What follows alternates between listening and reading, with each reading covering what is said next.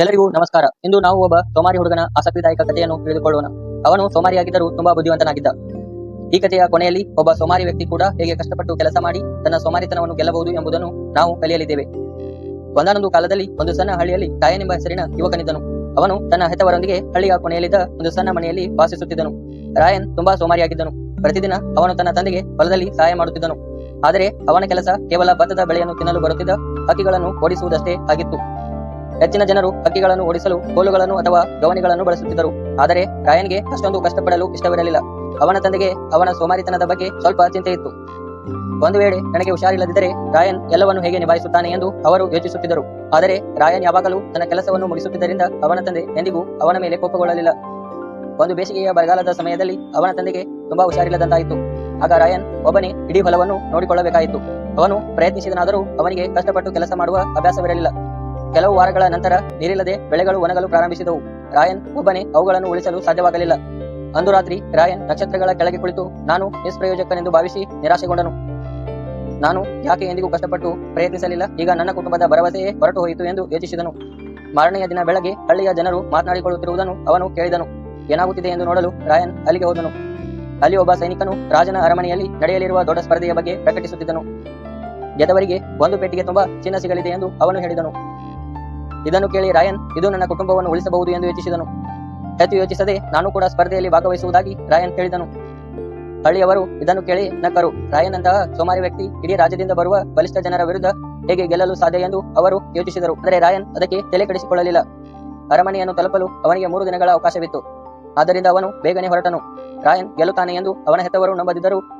ಇದಾದರೂ ಇವನನ್ನು ಕಷ್ಟಪಟ್ಟು ಕೆಲಸ ಮಾಡುವಂತೆ ಮಾಡುತ್ತದೆ ಮತ್ತು ಅವನ ಸೋಮಾರಿತನವನ್ನು ಬದಲಾಯಿಸುತ್ತದೆ ಎಂದು ಅವರು ಆಶಿಸಿದರು. 3 ದಿನಗಳ ನಂತರ ಸ್ಪರ್ಧೆ ಪ್ರಾರಂಭವಾಯಿತು.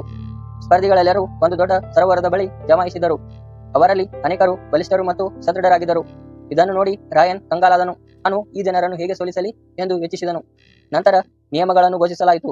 ಅವರು ಸರೋವರವನ್ನು ಈಜಿ ದಾಟಬೇಕಾಗಿತ್ತು ಮತ್ತು ಮೊದಲು ಮುಗಿಸುವ 3 ಮುಂದಿನ ಸುತ್ತಿಗೆ ಹೋಗುತ್ತಿದ್ದರು. ಕೌಂಟ್ ಡೌನ್ ಪ್ರಾರಂಭವಾಯಿತು. ಎಲ್ಲರೂ ಸರೋವರಕ್ಕೆ ಧುಮುಕಿ ಈಜಲು ಪ್ರಾರಂಭಿಸಿದರು. ಆದರೆ ರಾಯನ್ ಹಿಂದೆ ಉಳಿದನು. ನಾನು ಕೇವಲ ಈಜಿದರೆ ಗೆಲ್ಲಲು ಸಾಧ್ಯವೇ ಇಲ್ಲ ಎಂದು ಅವನು ಯೋಚಿಸಿದನು. ತಕ್ಷಣವೇ ರಾಯನ್ಗೆ ಒಂದು ಉಪಾಯ ಹೊಳೆಯಿತು. ಅವನು ಹತ್ತಿರದ ಕಾಡಿಗೆ ಓಡಿ ಹೋಗಿ ಕೆಲವು ಒಣಗಿದ ಮರದ ಕೊಂಬೆಗಳನ್ನು ತಂದು ಒಂದು ಸಣ್ಣ ತೆಪ್ಪವನ್ನು ಮಾಡಿದನು. ಮರದ ಮತ್ತೊಂದು ತುಂಡನ್ನು ಒಟ್ಟಾಗಿ ಬಳಸಿದನು. ರಾಯನ್ ಇದು ಸರೋವರವನ್ನು ದಾಟುವ ರೇಸ್, ಕೇವಲ ಈಜುವ ರೇಸ್ ಅಲ್ಲ. ನಾನು ಬಲಿಷ್ಠನಾಗಿಲ್ಲದಿರಬಹುದು, ಆದರೆ ಬುದ್ಧಿವಂತನಾಗಬಲ್ಲೆ ಎಂದು ಯೋಚಿಸಿದನು. ಇತರರು ಈಜಿ ಸುಸ್ತಾಗುತ್ತಿದ್ದಂತೆ ರಾಯನ್ ನಿಧಾನವಾಗಿ ಆದರೆ ಖಚಿತವಾಗಿ ಸರೋವರವನ್ನು ದಾಟಿದನು.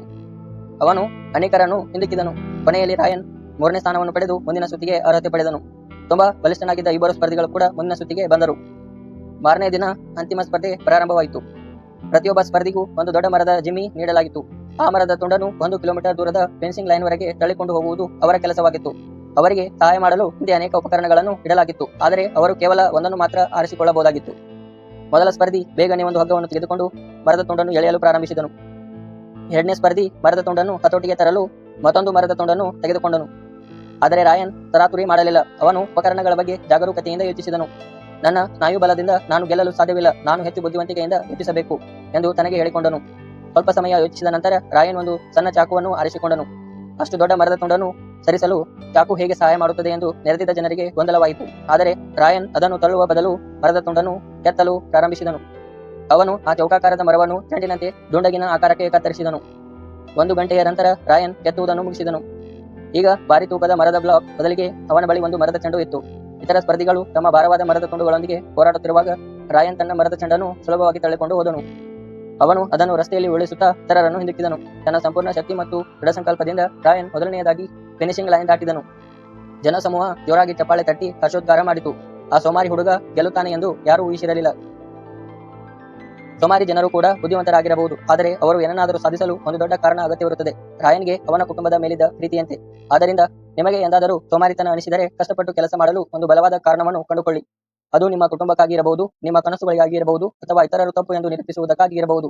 ಒಂದು ದೊಡ್ಡ ಗುರಿ ನಿಮ್ಮ ಅತ್ಯುತ್ತಮ ಪ್ರಯತ್ನವನ್ನು ನೀಡಲು ನಿಮ್ಮನ್ನು ಪ್ರೇರೇಪಿಸುತ್ತದೆ.